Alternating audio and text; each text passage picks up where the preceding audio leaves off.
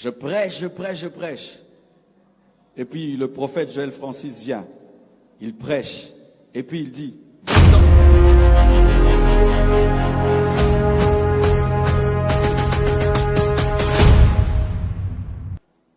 premier point, avant de commencer à dépenser, à donner, à investir, à épargner, il faut compter, savoir ce que tu as. Matthieu 15, versets 34 à 38. Jésus leur demanda, « Combien avez-vous de pain ?» 7, répondirent-ils, et quelques petits poissons. Alors il fit asseoir la foule par terre, prit les 7 pains et les poissons, et après avoir rendu grâce, il les rompit et les donna à ses disciples qui les distribuèrent à la foule. Tous mangèrent et furent rassasiés, et l'on emporta 7 corbeilles, on compte toujours. 7, avant c'était 7 pains, maintenant c'est 7 corbeilles pleines de morceaux qui restaient. Ceux qui avaient mangé étaient 4000, on compte encore, 4000 hommes sans les femmes et les enfants. Tu veux dépenser, tu dois savoir combien tu as. Tu veux investir, tu dois savoir combien tu as. Tu veux épargner, tu dois savoir combien tu as. Est-ce que tu sais combien tu as? Combien tu as sur M-Pesa, combien tu as dans ton compte, dans telle banque, combien tu as à la maison, dans tel et tel sac. Est-ce que tu sais? C'est lorsque tu sais que tu peux te permettre de dépenser. Si tu dépenses sans savoir, tu vas aller là-bas, tu flambes 500 $ alors que tu n'avais que 600 $ et tu n'as pas encore payé ton loyer, tu n'as pas encore payé l'eau, tu n'as pas encore payé l'électricité. Tu vas prendre ton argent et puis tu dis, je mets tout en banque, mais tu ne sais pas combien tu as totalement. Et tu prends, mettons, le 3/4 de ce que tu as, tu mets en banque. Maintenant, chaque fois que tu veux retirer, il y a des petits pourcentages, et des tout petits, et de tout petits, et de tout petits. Qu'est-ce qu'on fait? Tu sais que ça, je garde à la maison pour les dépenses à court terme, et ça, je garde en banque. Mais si tu ne sais pas, tu risques de tout mettre en banque et puis tu te retrouves avec rien dans les poches. Et là, si tu utilises la carte, il y a toujours quelque chose qui sort. Et si tu dois y aller physiquement ou des chèques, il y a de l'argent qui sort. Donc, il y a de l'argent qu'on garde, pas beaucoup aussi, pas beaucoup, mais pour les dépenses, les petites dépenses. Et puis ça, tu dis que tu mets en banque. Mais comment tu vas faire cette différence si tu ne sais pas combien tu as, combien ta femme a, tu ne sais pas. Tu dois savoir. Et dans certains couples, ce qui est bizarre, le compte de la femme est caché, le compte du mari est caché. Et des tels couples, souvent, vous échouez parce que des fois, étant donné que vous ne connaissez pas ce que vous avez dans la globalité, vous pouvez passer à côté d'une grande opportunité si vous fusionnez ce qu'il y a dans vos comptes. Mais quand tu sais que chez moi, il y a 50, chez maman, il y a 20, donc 50, 70, avec ces 70, on peut faire ceci. Mais s'il y a l'ignorance, comment vous saurez bien dépenser, comment vous saurez bien épargner et comment vous saurez bien investir.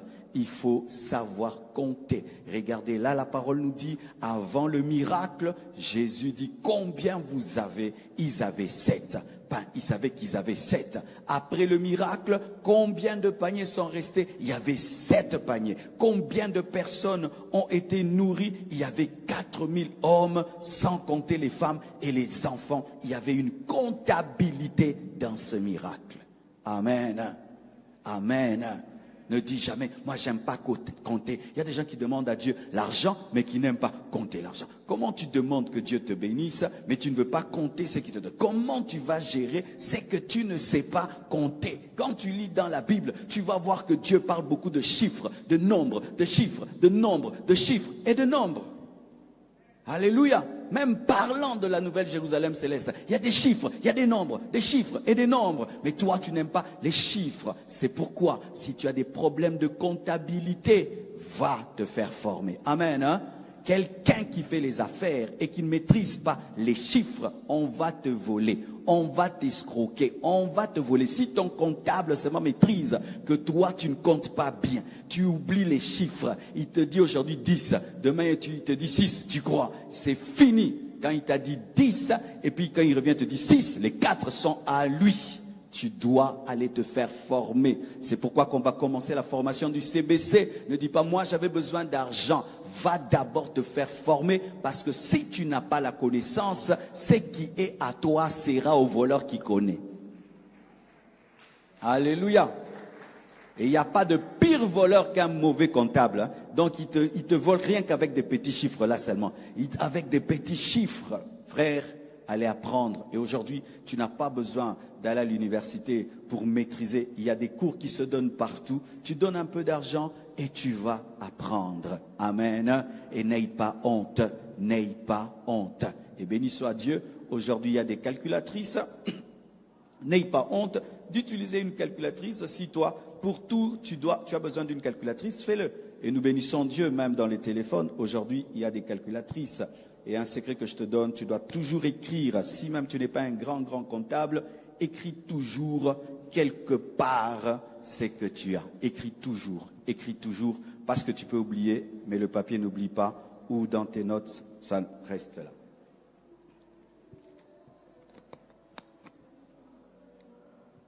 Donc, premier principe, avant de commencer à dépenser, à donner, à investir, à épargner, il faut compter. Ça, j'ai appris ça comment ? Parce que tout ce que je t'enseigne, c'est vraiment le témoignage de ma vie. Ce sont des choses, je n'ai pas cherché dans un livre quelque part pour écrire ça. C'est dans ma vie, c'est que Dieu m'a enseigné, que je vous ai mis là. Alors moi, c'était comment? Lorsque j'ai commencé l'église, après le culte, j'offrais tout l'argent. Les gens attendaient là, je donne. Et j'étais un célibataire. Alors, je donnais tout ce qu'on me donnait. Si quand je prêche, on me bénit, eh ben, je donne. Ah, je suis malade, prends. Ah, je dois payer l'école, prends. Prends. Et comme je vis tout seul, je peux rentrer chez moi, je prends du sucré et du pain, je mange, la journée passe. Pourvu que je paye seulement mon loyer, gloire à Dieu. J'ai continué comme ça. Alors, quand je me suis marié, j'ai continué. À la fin de chaque culte, il y avait toujours un groupe qui était là. J'ai donné. Eh ben, si j'ai mon carburant, j'arrive à la maison, gloire à Dieu, la vie continue. Là, tu as une femme et bientôt des enfants. J'ai continué ce système-là. Et c'est Blanche qui m'avait sauvé. Une fois, mes frères et sœurs, je donne, je rentre à la maison, il n'y a rien. Et alors, on a passé une semaine de galère. Et puis, elle m'a dit, Marcelo, il faut donner aux gens, mais tu ne peux pas compter d'abord avant de donner. Alors, c'était comment? Si quelqu'un vient me demander dimanche, je dis, attends, lundi, je te donnerai. Alors, quand je rentre là, je me rends compte que je n'ai rien. Si j'avais donné à tous ceux qui étaient là sans savoir ce que j'avais, eh ben, j'allais encore passer par des temps de galère. Alors maintenant, je faisais, si quelqu'un me demande, je dis, on se verra lundi ou pendant la semaine. Comme ça, je sais que, je n'ai que $300.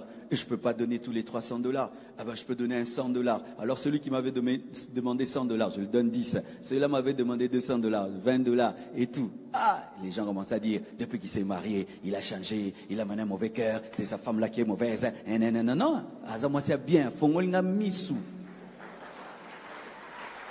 Alléluia, c'est pourquoi un homme, tu dois écouter ta femme. Il y a souvent les hommes, on pense qu'on épouse des femmes seulement pour leur corps. Non, tu épouses une femme pour son cerveau. Il peut se faire qu'elle voit des choses que tu ne vois pas. Toi, tu allais tellement au ciel là que tu as laissé la terre. Mais elle sait que tu auras bientôt des enfants. Elle sait bientôt tes enfants doivent étudier. Maintenant, tu vas faire ce système-là. C'est un mauvais système. Et puis, j'ai mis en place un système mensuel et tout, ce qui est même géré par d'autres personnes. Et il y a une comptabilité autour et c'est devenu d'ailleurs excellent. Alléluia. Mais avant, c'est que j'ai de l'argent dans la poche, je ne sais même pas combien c'est. Tu me demandes, je fais entrer seulement la main, je te donne. Je fais entrer comme ça, je te donne. Alors tu n'as pas des yeux au niveau des doigts pour savoir que c'est ça sort, et tu supposes qu'il y en a. Tu rentres comme ça au Pessiba, gros bioticaline, $5. Et ça bien, Dieu est content. Mais si ce sont des erreurs financières, vaut mieux donner avec la connaissance que donner dans des erreurs. Alléluia. Frères et sœurs, avant de dépenser, il faut compter. Avant d'épargner, il faut compter. Avant d'investir, il faut compter. Comment? Des fois, tu peux dire, ok, je vais investir là-bas. Tu ne connais même pas combien tu as. Oh non, il y a telles affaires. Chacun de nous doit mettre 10 000. Toi, tu t'engages. Toi, tu supposes qu'il y a de l'argent dans ton compte. Tu supposes qu'il y a, alors qu'il n'y a pas. Quand ce sera maintenant le temps que chacun puisse faire le virement, tu vas vérifier là-bas, tu avais $2000. Tu as honte. Pourquoi? Tu ne connais pas ta puissance financière. Deuxième principe. Pendant les temps de richesse, il faut préparer les temps de pauvreté. Ce n'est pas qu'on désire la pauvreté, ce n'est pas qu'on attend la pauvreté. Lorsque nous avons des voitures avec des pneus de réserve, est-ce que nous voulons avoir des crevaisons? Non, c'est la prévision. Alléluia. C'est la prévision. Lorsque tu fermes ta maison à clé, est-ce que tu veux un voleur? Non. Mais tu sais, il peut se faire que lorsque Dieu te bénit, prépare les temps où il y aura la crise. Amen. C'est pourquoi vous voyez des États comme les États-Unis qui gardent le pétrole. Ils gardent le pétrole. Ils achètent votre pétrole et ils utilisent votre pétrole et ils ne font que garder. Et ils ne font que garder parce qu'ils savent qu'un jour, il y aura une pénurie. Est-ce que tu te prépares à la crise? Alors, il y a certains qui disent, non, pasteur, j'aurai toujours. Mais si c'est avec la force que tu as, que tu travailles, quand tu vas vieillir, tu auras toujours la même force d'aller au travail de 6h à 20h, 6h à 20h, monter dans les avions, descendre. Mais la vieillesse va t'empêcher. Alors, est-ce que tu prépares ta retraite? Est-ce que tu prépares ta retraite? Ou tu veux devenir un vieillard dépendant? Ou tu veux devenir un vieillard dépendant? C'est maintenant, pendant que tu es jeune, que tu dois préparer ta vieillesse. Et nous, en Afrique, on ne prépare pas la vieillesse. Il n'y a pas de retraite et tout cela. Et ça fait que la plupart des vieillards sont des pauvres. Qui aimerait être un pauvre vieillard? Qui n'aimerait pas l'être? Qu'est-ce que tu fais maintenant pendant que tu es jeune? C'est maintenant? C'est maintenant? Pendant que les autres achètent des voitures, toi achètes une parcelle. Alléluia. Parce que tu ne vas pas finir ta vieillesse dans cette voiture-là. Mais tu peux finir ta vieillesse dans une maison. Alléluia. C'est pourquoi moi je suis contre les apparences des Congolais. Amen, hein, les apparences. Tu peux être un vieillard bien habillé, mais tu peux être un jeune bien habillé. Dans ta vieillesse, on n'a que faire d'un vieillard bien habillé. On a besoin d'aller voir Pépé chez lui à la maison. À la maison. À la maison. Au lieu de dépenser dans des voitures, de dépenser dans des vêtements, préparez votre vieillesse. Et l'une des choses, aie ta maison. Amen. Et aujourd'hui, mes frères et sœurs, ne tombez pas dans cet orgueil. « Ah, je veux avoir une maison à Gombe. » Gombe n'était pas Gombe. Amen. Hein? Ma campagne là-bas, c'était un village. Maintenant, on appelle ma campagne Pigeon. Il y a des futurs pigeons vers Bibois là-bas, Maluku là-bas. Allez là-bas. Il y a des parcelles à $3000. N'ayez pas honte. Il y a de cela 15 ans. Je prêche. Et puis le prophète Joël Francis vient, il prêche, et puis il dit, votre pasteur est fatigué, nous allons le bénir, et il ira en vacances. Les gens m'ont donné $8000 pour que j'aille à Dubaï. J'ai dit, ah, $8000 à Dubaï? Jamais. Je suis là à Kinko, et j'ai acheté 4 parcelles de 2000. Aujourd'hui, ça coûte fois 10, fois 20. Et je les ai mis ensemble. Quand les gens passent là-bas, ils disent, oh, paysage, j'avais acheté à $2000 à Kinkole il y a 15 ans.